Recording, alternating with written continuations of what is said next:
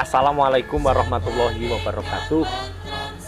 Kakak-kakak sekalian, peserta kursus di Pusdiklada Argasonya, Warti Daerah Gerakan Pramuka Jawa Timur. Selamat datang di Pusdiklada, kebanggaan Pramuka Jawa Timur, kebanggaan kita semua. Kakak-kakak sekalian, satuan pendidikan di dalam Gerakan Pramuka disebutkan dalam Undang-Undang Nomor 12 Tahun 2010 Pasal 16. Disebutkan di situ adalah gugus depan dan Pusdiklat, Pusat Pendidikan dan Pelatihan. Argasonya sebagai Pusdiklada di Jawa Timur memiliki peran yang sangat dominan. Ibaratkan sebuah tubuh, gugus depan dan Pusdiklat itu adalah pemacu jantungnya. Sangat vital posisinya. Di Gerakan Pramuka, kakak sekalian, kita kenal istilah kiasan dasar. Artinya apapun nama yang kita pakai di dalam Gerakan Pramuka itu memiliki kiasan, memiliki dasar. Argasonya tentu mempunyai dasar tertentu.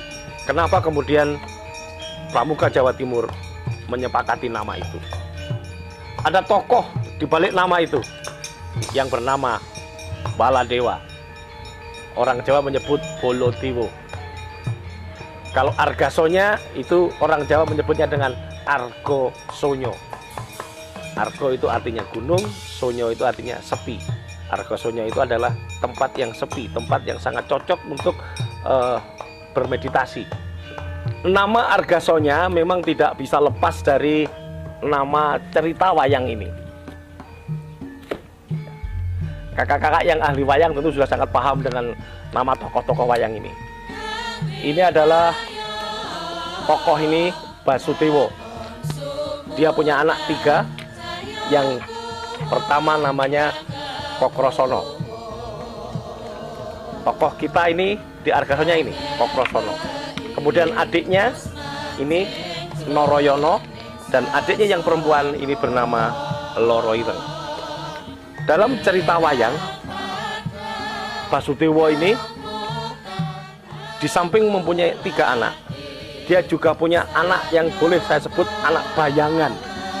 Karena ini bukan anak Basudewa sebenarnya, tetapi kemudian ini secara real dalam cerita wayang itu ya, secara real dalam cerita itu kemudian dianggap ini sebagai anak dari Basudewa. Namanya ini Kongsodewa. Tokoh ini yang disinyalir akan menghancurkan 3 adik-adiknya. Kongsodewa ini. Kongsodewa ini yang nanti akan berniat akan membunuh adik-adiknya. Maka kemudian oleh bapaknya, oleh Basudewa, 3 putranya ini diungsikan ke sebuah tempat yang bernama Kademangan Widoro Kandang.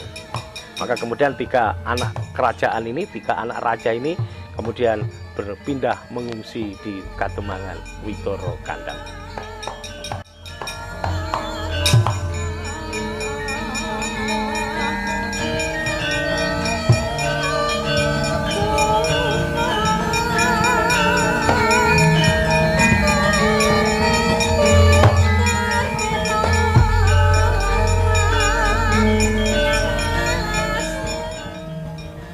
Di Kademangan Widoro Kandang, 3 bersaudara, Kokrosono, Noroyono, dan Dewi Loroireng, berbaur dengan warga masyarakat. Bahkan orang tidak tahu kalau 3 orang ini adalah anak raja. Kakaknya tadi, Kongsodewa, terus mencari di mana adik-adiknya ini berada. Kakak-kakak yang paham cerita wayang akan tahu ada cerita nama Kongso Adu Jago.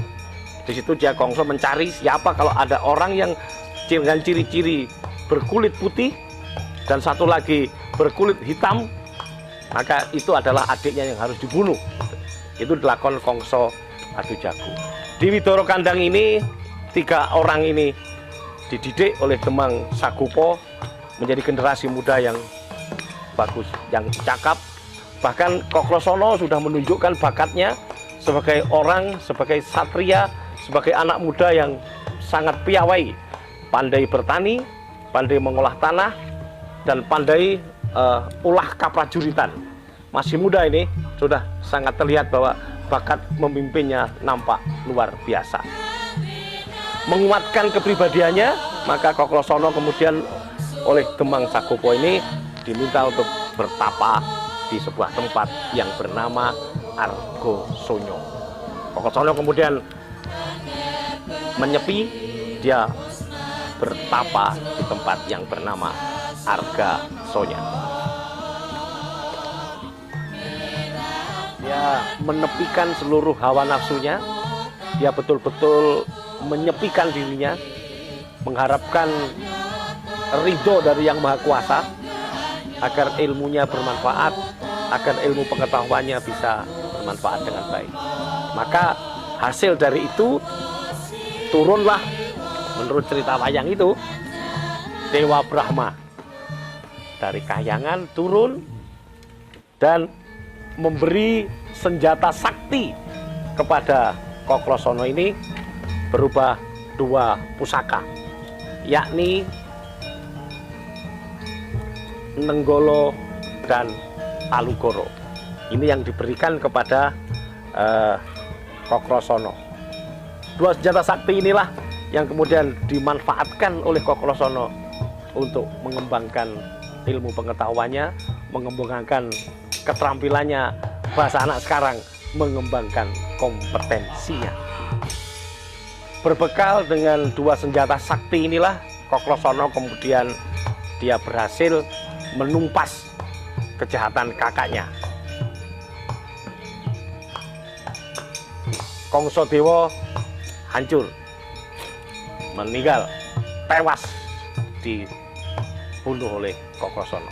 Artinya tantangan sebagian dari hidupnya berhasil dia singkirkan. Tapi belum cukup tugas itu. Kemudian Kokrosono meneruskan semadinya, meneruskan bertapanya, sehingga dia kemudian mendapat gelar Wasi Jolodoro. Kesaktiannya bertambah. Di samping senjata Cokro dan Alugoro, dia kemudian mendapat ilmu sakti yang bernama Aji Jolodoro. Karena dia punya Aji itu, kemudian dia juga diberi nama Wasi Jolodoro. Pada akhirnya setelah semuanya berhasil, sukses dengan ilmu kesaktiannya, sukses dengan keterampilannya, Kokrosono ini kemudian dinobatkan menjadi Raja Manduro bernama Prabu Bolotewo. Ilmunya dia dapatkan saat dia bertapa, saat dia semadi, saat dia mencoba menepikan semua perhatiannya pada pertapaan Argasona. Kakak-kakak sekalian, sekarang kita sedang di Argasona. Kita bukan seperti Bolotewo yang topo ing Argasona. Bukan, kita adalah para pembina, kita adalah para pelatih yang sedang menuntut ilmu, sedang belajar di Pusdiklada Argasona. Kita tidak akan mendapatkan Nenggolo, tidak akan mendapatkan Alugoro, tidak akan mendapatkan Aji Jolodoro. Tapi kita akan belajar bersama untuk mencari solusi dari permasalahan pendidikan kepramukaan kita. Kita akan menawarkan berbagai macam alternatif untuk mengantarkan generasi muda kita ke arah yang lebih baik. Kita akan mendidik anak-anak kita, menanamkan karakter anak-anak muda kita menjadi karakter yang tegas, karakter yang berani, karakter yang rela menolong dan tabah, karakter yang berani dan setia, karakter yang ada di dalam Dasa Dharma dan Sri Satya kita. Di Argasona kita kepingin menjadi kesatria Republik Indonesia, menjadi kesatria negara kita, orang yang bisa berbuat sebanyak-banyaknya untuk kemaslahatan bersama. Selamat datang di Argasona, selamat berproses. Semoga Allah Subhanahu wa Ta'ala meridhoi kita. Terima kasih. Salam Pramuka.